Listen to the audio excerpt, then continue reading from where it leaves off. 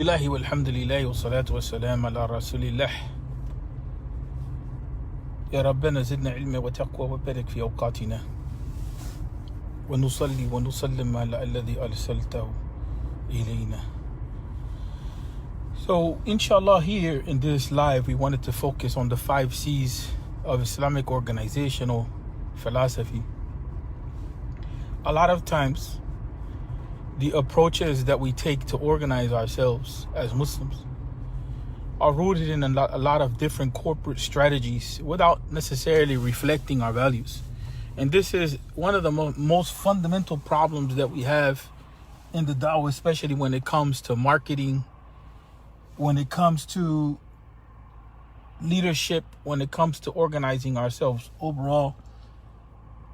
You find that a lot of people that are taking leadership strategies from outside of the Islamic framework have not incorporated those activities and principles and values into an Islamic framework. In other words, they haven't been properly digested and seeing if actually the end result is producing what we would like to see Islamically, as far as our values are concerned and as far as the boundaries of Islam. The first, of the C's, the 5 C's, the first of the C's is C for communication, right? C for communication. And communication is extremely important from the angle of clarity, which that goes into this of what it is that we want, articulating exactly what it is that is the hadaf or the goal. And we find a lot of precedent from this in the principle, the legal maxim, which is say من القواعد الفقهية يعني الأمور بمقاصدها, or sometimes we can refer to the hadith itself, which is the basis, or the prophetic teaching, which is the basic of this principle that affairs are by their objectives. And that's something that goes back as a principle to the hadith, that all actions are by their intention. So we have to be clear on what the goal is, when we are coming together, and we have to be clear that we're articulating in such a manner that we are keeping in mind of how to execute on that goal. That brings us to another principle, is the principle, within the C of communication, and coming together is the other C of convening. Within those 2 C's, we find that the principle of shura, or consultation, it's something that's very important. So within communication, there's the issue of consultation as well, which leads to convening, and so then we have to make sure that we have the proper conceptualization of what shura is. This is one of the most fundamental mistakes that many Muslims have made, that they swear that they have a solid understanding of shura or consultation. In reality, little has been written on shura, so it becomes mysterious in some ways to really to see that some people think that they have so much clarity on it. As a matter of fact, this issue was debated heavily, throughout the years with regard to what is the framework for shura. Is it just taking people's opinions, or is it binding? Is it a group effort? And some people have introduced Robert rules of law into the Islamic framework, so they talk about concepts of majorities and this and that, and they dismiss the framework of Abu Bakr as-Siddiq or others, what I'm saying, in that regard. So that becomes an issue overall. So the issue of communication, and within communication we need clarity, we need consultation, we need to come to solid agreements if it is that we don't have a consensus overall, right, that is achieved within that C realm. That first C realm, there's a lot to be said. Communication, leading to consultation, leading to consensus. And then the second C, which stands on its own, is the issue of convening frequently, coming together frequently, so that communication stays clear and there's no break in the chains of communication, right? And so that has to be within that framework, of keeping to what was agreed upon in consultation, and keeping everything within the spirit and the spirit in the principles, of Islam, right? And so those C's, they give us, a pretty solid framework. And then we have the issue of, for instance, we have the issue of the importance of having an understanding of conflict resolution.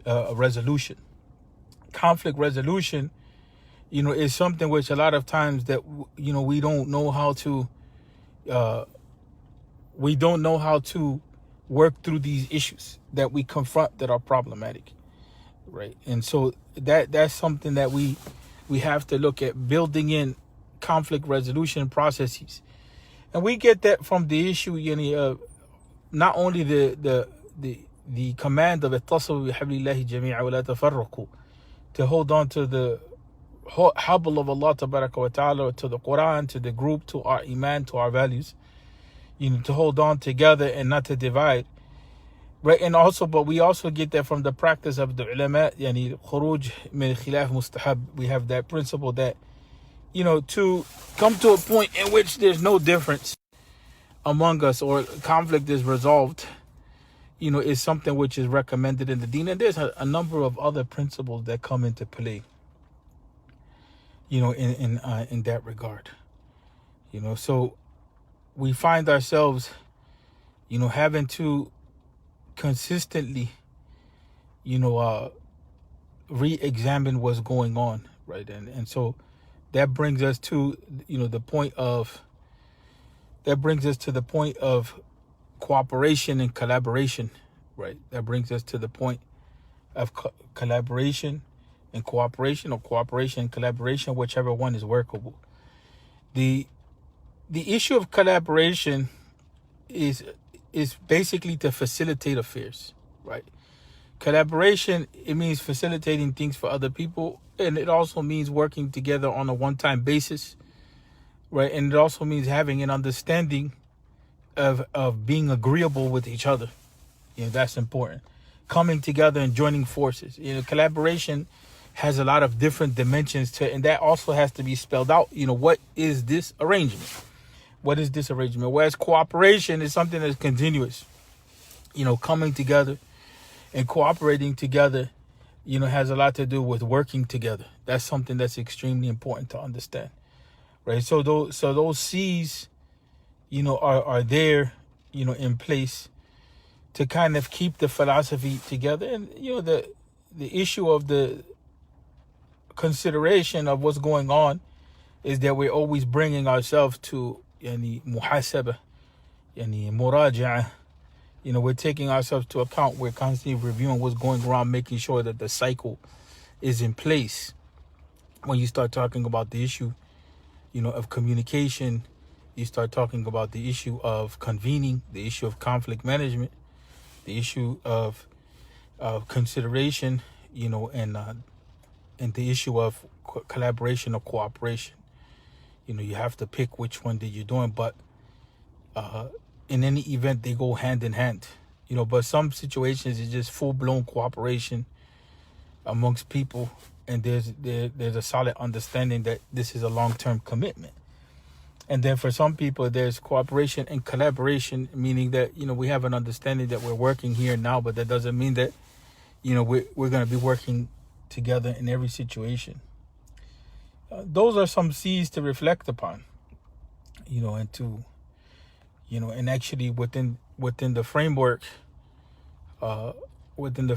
if you notice, I added on other dimensions, other C's. And that's because you can keep expanding this out. The unfortunate part about it is that we have a lot of people talking about leadership. We have a lot of people talking about leadership development and so on and so forth. And what they do is they put an Islamic face to whatever it is that they study from corporate America. But they don't go into the depths of Islamic sciences or Islamic experience, meaning Muslims' experiences, and derive from the prophetic experiences, concepts, and that's is very unfortunate, that we operate from that paradigm. That's why a lot of times we're not effective in reproducing our commitments to each other as Muslims, because we're operating off of a different value system. It's a little tiring, to talk about these issues, because this is one of the number one issues which collapses Islamic organizations overall. This is why we have so many lawsuits throughout the country, especially involving masajid and so on and so forth, because fundamentally the leadership philosophy, the organizational philosophy, is not Islamically rooted. It's not Islamically rooted. And so, there's the issue that if you come to agreements with things, those agreements should be binding, out of Islamic principle, right? And, there should be conflict resolution principles in place to prevent getting to the point of wasting the community's money. But unfortunately it doesn't happen like that. So it just becomes straight out conflict, and then people go into war mode, and that's where you end up in courts, or you end up collapsing situations. Just some points for reflection, and we end on that note. Assalamu alaikum wa rahmatullah.